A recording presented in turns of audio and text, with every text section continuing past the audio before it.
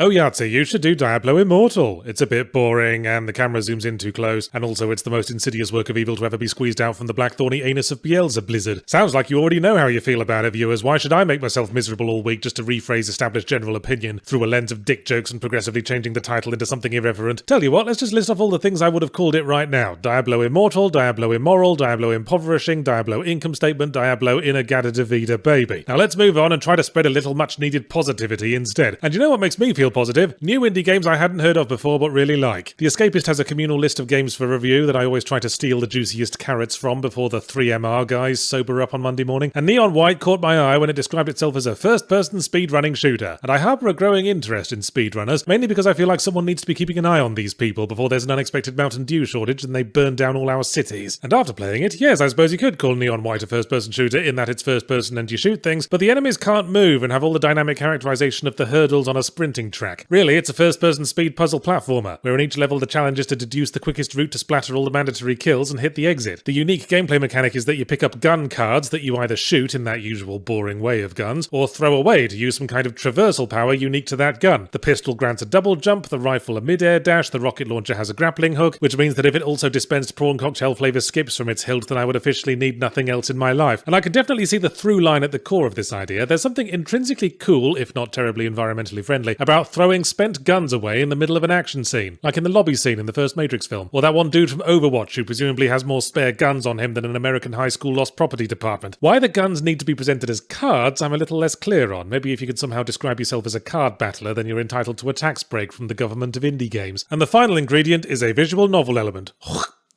No, it's fine, I suppose. It's good to space out the intense speedrunning challenges with a bit of downtime, hanging out with some anime characters, or more accurately, characters from a webcomic drawn by a freshman college student who watches too much anime. I don't hate the story, it's just a little bit juvenile, I suppose. You play an edgy dude in a suit with too many belts, voiced by the great Steve Blum, wearing his Cowboy Bebop hat, and he was once part of a crime gang that operated more along the lines of a best friend's treehouse club, and consisted of bog-standard archetypes: slacker idiot friend, hot girl, loud girl. Loud girl displaying the usual slightly ill-advised student webcomic definition of insanity, liking violence, having starey eyes, and generally acting like a manic 12-year-old who recently got their head trapped in a Jelly Belly dispenser. Still, at least the plot's pretty easy to grasp. Our hero, White, named after his favourite Beatles album, is dead and in purgatory, but he and his chromatic comrades are summoned to heaven because they're like the best crime-doing best friends treehouse club ever, you guys, and they're needed to fight off an invasion of demons, and whoever does the best job gets to stay in heaven as God's personal in-house rat catcher. A lot of Neon White gives me a Suda 5-1 vibe, the upbeat tone, the visual style, the grandiose theming, the way every single character is a super cool assassin because Suda 5-1 is apparently unaware that other jobs exist. It's just the story and the writing that has that slightly eye-roll inducing wanime vibe. Wanime is when something non-Japanese affects the appearance of Japanese anime, just to save you a trip to the glossary. And when I looked up the developers to confirm they weren't Japanese, it turned out the lead designer was Ben Esposito, the dude who made Donut County and a couple of other things, but who I mainly remember because his surname would be a really good name for a spaceship. Captain, we have confirmation that the Andromedan plague larvae have completely overrun Esposito Station, but I digress. Just to repeat myself, I didn't mind the anime stuff, even when at times you can fucking physically sense its constant hankering to get to the beach episode. In fact, I felt motivated to find all the hidden presents in each level to unlock every bonus conversation. It's not a complex relationship system, each character only has one gift that they like. Personally, if I were given 19 bottles of perfume, I'd take that as a dig at my personal hygiene, but it really made hot girl love interest open up, in several senses of the phrase. Not that I took time out to find hidden presents and gold star every level just for the sake of moistening a fictional character's gusset. I did it because it was fun to do. Plus, there are bonus challenge levels you can only get from the relationship tracks, and that meant even more fun for me. Fun, F-U-N, provides mirth or amusement. Look it up, games industry. In this age of rampant Jiminy cockthroatism, I've made it clear over and over again that I have far more time for a game that focuses on doing one thing well than I do for bloated over-designed spunk salads that try to simultaneously cater to shooter players and stealth players and single players and multiplayers and players who just want to sit in the corner pushing ants up their noses. Neon White's core gameplay loop isn't complicated, but it's fun and cathartic and challenging, and the visual novel bits don't interrupt it so much as provide necessary breaks to let you get your breath back and quaff a Gatorade. And the game is nicely focused on its intended speedrunning experience, perhaps to a fault at times. I might have appreciated a few slightly more free-form levels that focus more on stylish demon shooting than on following one highly specific linear path to the end, but Neon White wants to be more speed puzzle game than shooter, and that's fine with me. Would that more of us could be so certain of what they want? Plonk yourself down in my barber's chair and say, "Number 3 buzz cut," and I'm like, "Yes, sir!" Better than games that come in and go, "Oh, I don't know, make half my head short and the other half curly and spray paint the top part green, and the bottom part the colour of your your choice so that you have a sense of personal ownership of my haircut. And then I'm like, bitch, don't come in here with your complete indecisiveness and say it's for my benefit. Don't shove half a pineapple up my piss hole and call it a juice cleanse.